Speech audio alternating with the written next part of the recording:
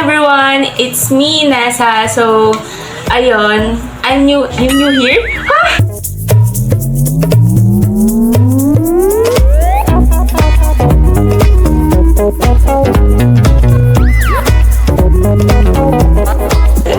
So again, I'm Vanessa Salomon. So some people call me Nessa and the nickname's Nessa, and I'm currently a 4th year nursing student.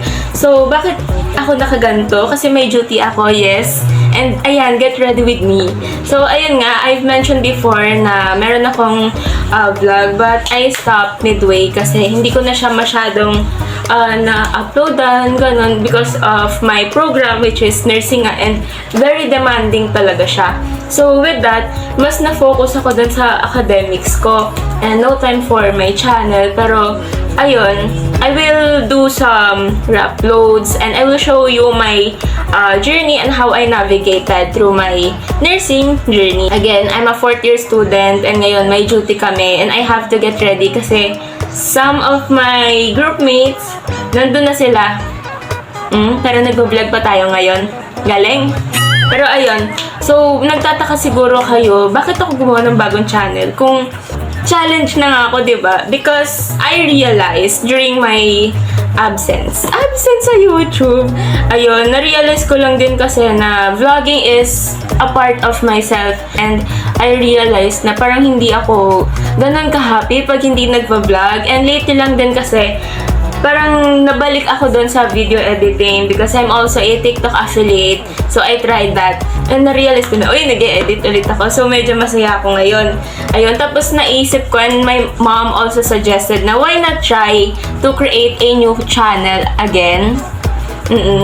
Kasi parang kaya ko naman na siya pagsabayin ngayon dahil hindi na masyadong demanding ang 4th year, although meron kaming board exam next year. Pero ayun, I think kakayanin din naman. Siguro ng mga lower years lang din kasi super daming requirements nun. And kailangan talaga magsipag. Kaya nag-focus muna ako sa academics. So ayun, short background lang din pala. Ba't ako nag-nursing? Sa totoo lang guys, wala akong outline ngayon.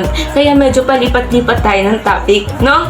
Ang gulo. Pero ayun, magsisimula tayo kung saan ako nanggaling or parang nag-start talaga yung vlogging experience ko. Ayun, nag-start sa Pasig Science kasi ang dami naming events noon. Tapos, parang naisip ko na sayang naman kung hindi ko siya ite-treasure. And one way to treasure it is para mag-vlog, ganun, para i-keep lang. Kumbaga, personal diary ko lang talaga to.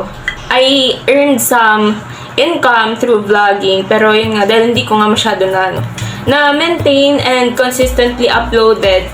Ayun, goodbye. Pero I'm back. Ayan. Tapos na-realize ko na hindi lang dahil din sa income, because vlogging is somehow my way of expressing myself, and yung vlogging naman talaga, parang hobby ko lang talaga siya. As in, so pag may time ako, tsaka lang ako nag-vlog. Pero ngayon may time pa tayo, kahit nagmamadali na tayo para sa duty na, ayun.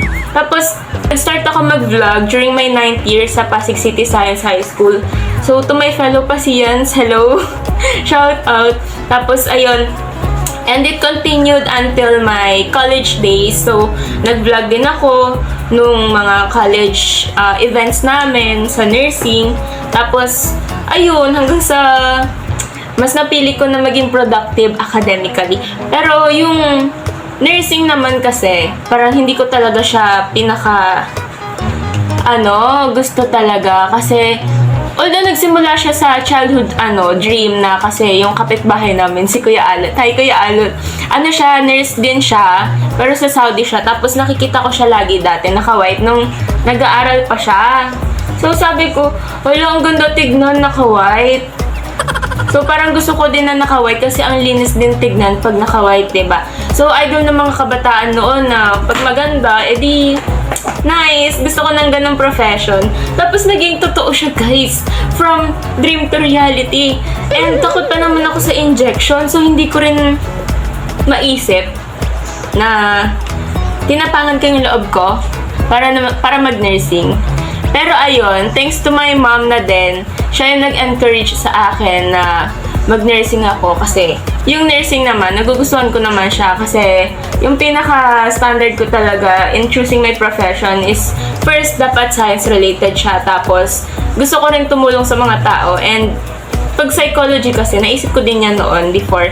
Pero parang hindi ko talaga kaya magbasa ng mga theories, ng mga libro, and super habang babasahin. Mas gusto ko yung may real life application, like mga procedures, ganun. Tapos ayun, nag-nursing ako. So far, best choice naman siya. Although medyo challenging nga lang talaga yung program kasi ang daming ginagawa. Tapos yung hinahawakan pa namin is buhay ng tao. So dapat tama talaga yung ginagawa natin. And masaya naman ako.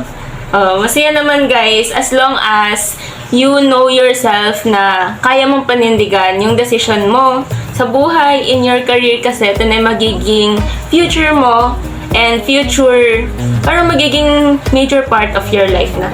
So ayun nga, takot ako sa injection pero nag-nursing ako. And I think it's one of the best decisions that I made in this period of my life kasi if you don't face your fears, how will you manage other problems or other challenges that you will encounter in the future? So I think, what if hindi ako mag-excel dun sa chosen profession ko, sa program ko, sa career ko? Pero na-realize ko na overthinking is useless pag nandun ka na sa mismong event or situation. And yun talaga yung pinaka na-realize ko na I thought at first nursing might be too much for me, pero I somehow managed to become one of the excellent performing students. Ayun guys, tama na. Ayan. So, ayun, nag-vlog ulit ako. Balik na tayo sa vlogging. Ayun, nag-vlog ulit ako because life is so boring without a little bit of entertainment. And this is also my way of relieving stress and para ma-share na rin sa inyo. And this is also my personal diary. So, throughout the uploads, you will see a part of myself na nung high school pa lang ako, when I graduated from high school, and when I had my first return demonstration. So, all those experiences, i-share ko sa inyo in this video. Bibilisan na lang natin to because I said earlier na mini-vlog lang, no? Pero malapit na kasi ako mag-duty, guys. That pretty much sums up my whole overview lang yon ng ng identity ko as a student nurse. Pero if you're interested in some more and you wanna know me better, you can ask in the comment section or follow me and watch my videos na ina-upload ko. So, noong mga time na yun, medyo bata-bata pa ako nun.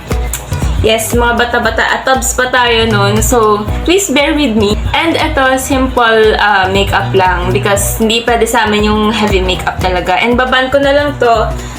Tapos, mag-duty na tayo. And pag carry ko pa mag-vlog, I will show you my friend. Introduce my friend, Janela. Siya kasi yung isa sa mga maaga pumasok pag-duty.